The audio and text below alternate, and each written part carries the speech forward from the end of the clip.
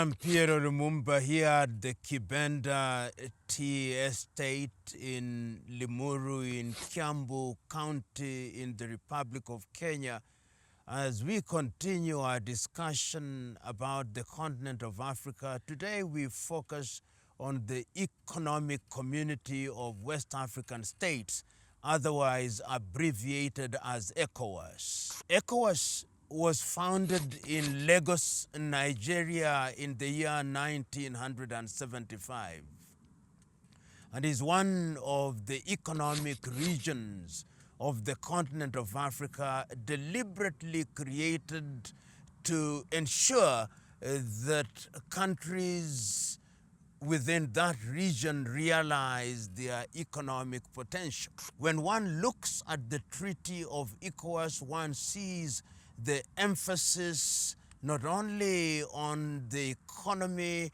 but also political stability and, of course, the movement of peoples, because these are seen to be major anchors in the journey towards gaining economic independence. We know that as an economic community that brings together countries with different historical backgrounds, and let us ask ourselves, what are the historical backgrounds that make ECOWAS very unique? In ECOWAS, we have a number of countries which were former colonies, and I'll mention a few of them. Countries such as La Côte d'Ivoire, Senegal, Mali, Niger, Burkina Faso, Benin, Togo. All these are countries which were colonized by France and are within ECOWAS. Then we have countries that were colonized by the British, such as Nigeria, Ghana, and of course the Gambia. And we have Liberia, which is unique because it was not colonized, but it was a settlement for freed slaves from the United States of America. Of course, one must not forget to mention Sierra Leone. All these countries come with a tradition, or with traditions that are very different in terms of governance and in terms of language. So that is the complexion of ECOWAS. But even in that space, people do realize that some of the borders, and indeed all the borders, are artificial. So that if you look at countries in that region, you will discover that in Ghana, for example, if you go to the area of Tamale, you have the Bimoba or Moba in Ghana as you have them in Togo. And you go to Gambia, you find the same. You find the Wolof, who are to be found on both sides. And you find the Yoruba on different sides of the border, as indeed you find the Igbo, as indeed you find the Bambara, as you find the Mosi. All these in itself does create a very complex situation. But let us get back to ECOWAS. When ECOWAS was founded, it was founded, as I've said, to ensure that the economies of those countries are given the boost that they need to ensure that there is the reduction, if not the removal, of tariff and non-tariff barriers.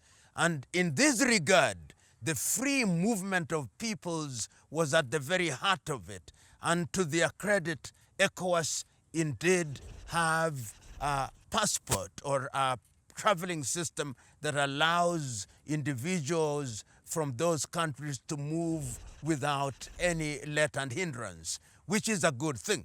The other thing that they wanted to harmonize was education. And the harmonization of education has not been very easy, particularly because of the different education systems that were inherited from the colonizers, so that the French speakers may not very easily be harmonized and included in the British system, which was inherited by the former British colonies. But those attempts are also being made. And in terms of dried in the dust economic arena, there have been attempts even to have a common currency. In fact, there was the proposal to have a currency called the ECO, and countries were beginning to warm up to the ECO until, and this is never said, the French actually interfered with the creation of the ECO currency because it was considered to be a threat to CFA franc, which is used in certain parts of Western Africa and within the ECOWAS region. So in that regard, one sees that there have always been external attempts at ensuring that ECOWAS does not function as efficiently as it ought to, and in keeping with the treaty that created it in 1975 in Lagos, Nigeria. The other function that ECOWAS plays is what is called the Economic of Western Africans Monitoring Group. And ECOMOG is the body that emerged from that particular initiative, which is meant to monitor peace. And we will remember that in 1990, when there was a civil war in Liberia during the days after the death of Samuel Kanyando and the emergence of Charles Taylor, it is the ECOMOG forces led by Nigeria which went into Liberia and stabilized the situation. So ECOWAS is also in the arena of ensuring that peace is maintained within the member states. And we have seen that during the period when ECOMOG was very strong in the 1990s, when there was trouble in Sierra Leone, when there was trouble in Liberia, the intervention of ECOMOG did indeed serve to stabilize the situation. But ECOWAS, like all regional bodies, has had its problems. Some of the problems have been internal, some have been external. Let us start with the external. France, as a colonizer, is a colonizer that never wants to leave. And you only have to listen to some of the early independence fighters within that region, such as Ahmed Sékou Touré of Guinea, or Modibo Keïta of Mali, who in the early days were very suspicious of the French, and time has proved them right. So in as much as you want to organize ECOWAS as an economic region, you discover that some of the former French colonies are much more faithful to La Francophonie, which is the organization of French-speaking countries. And in this regard, countries such as La Côte d'Ivoire, countries such as Senegal, countries such as Benin and Togo are very faithful to La Francophonie. During the same period, you also have leaders in a number of countries in former French colonies again, who are actually answering to Paris. And that is what has undermined the cohesion that one expected, and that is what has led to coup d'etats. So that within a very short period in the advent of these coup d'etats, we have seen quite a number of them in Guinea, we have seen coup d'etats in Niger, we have seen coup d'etats in Chad, we have seen coup d'etats in Mali, we have seen coup d'etats in Burkina Faso. And when this happens, we then argue that these are unconstitutional changes of government. And of course, whenever there are coup d'etats, it does create disruption. But it is important, as I now advert to the question of internal problems. These internal problems are also closely associated with the external problems. Because if you look at each one of these countries that I have mentioned, like Guinea, Burkina, Niger, Chad, and of course Mali, you find politicians and leaders who go through what one may describe as democratic elections, but they manipulate and undermine the process for the benefit of France. So that when the new wave of coup makers came, in what I call extraordinary circumstances, the emergence of Doumbouya in Guinea, the emergence of Traore in Burkina, the emergence of Assimi Goïta in Mali, and the emergence of Shani in Niger, one understands that this was a resistance to a neo-colonizer in France.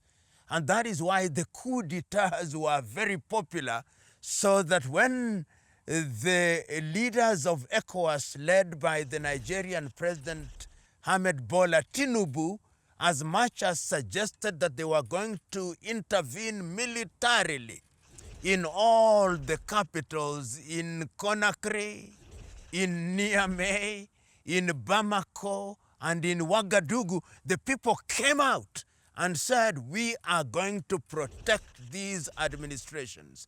And that tells you, therefore, that there is a resentment of the continued activities of the neo-colonizers, and this has undermined the cohesion within ECOWAS. And it is as a result of those coups d'etats that something very unique happened, that the three states, namely Niger, Mali, and Burkina Faso, gave a notice that they were withdrawing from ECOWAS, and indeed, as at January the year 2025, they have formed a new union of the Sahelian states.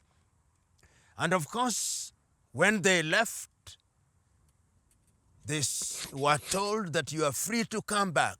What has happened is that the ECOWAS that was founded in 1975 for purposes of creating political stability, for purposes of enhancing economic activities, for purposes of creating social cohesion, is now undermined.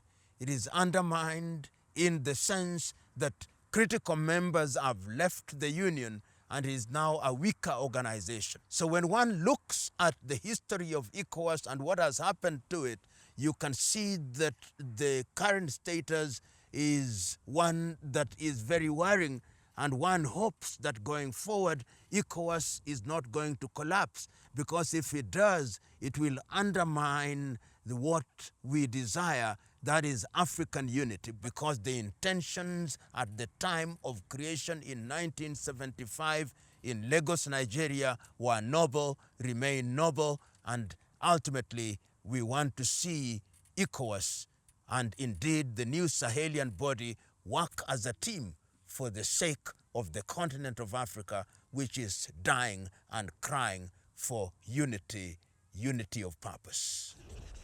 Ladies and gentlemen, our conversations continue, and our subject is the mother continent Africa in all its diversity and all its splendor. Let us say bye-bye, knowing as we do that we'll come back again to continue the conversation. Thank you.